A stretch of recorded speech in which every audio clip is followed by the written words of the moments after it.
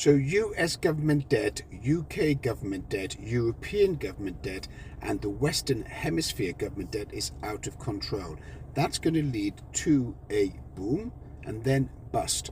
Why is it going to lead to a boom? What is it about government debt that causes markets to go up? And what is it about government debt, which is US Treasuries, that are now rising in yields and dropping in price as the Chinese sell their US Treasury debt, Saudis are selling, Japan is selling, and therefore no one wants to hold US Treasuries. So what we're looking at is quite simple. A government takes on debt and can print more money at any moment in time. Who prints the money? The Fed, or to be more accurate, the US Treasury, acting on behalf of the instructions from Washington. They go and print more money. What's the difference between the government taking on debt and you, the individual, taking on debt? Well, when you, the individual, take on debt, you have to repay it. Either work harder or earn more money, change jobs, or reduce your overall household expenses. However, when governments take on debt, they don't reduce their household or government expenses in this particular case. What they do is they instruct the Treasury to turn on the printing press in order to repay the interest on that particular loan. That's the difference between a government and an individual. They can print money whenever they want.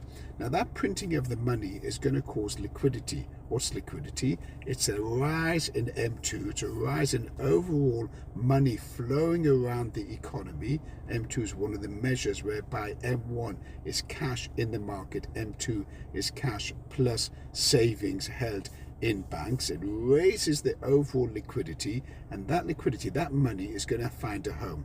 What home does that money find? Quite simple. Goes into the stock market.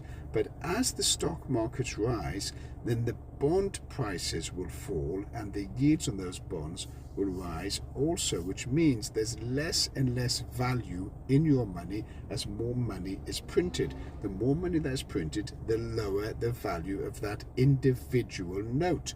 For example, in the US, the dollar, you've seen the dollar going down and it's continuing to fall in value, where gold is moving higher, silver is moving higher, and Bitcoin is moving higher. In fact, we run a whole Bitcoin crypto group just to get people understanding of how that actually works. So what you're looking at is quite simply rising debt, rising liquidity, and of course a rising stock market. If you want to get involved in my group for 14 days access, then DM the number 14.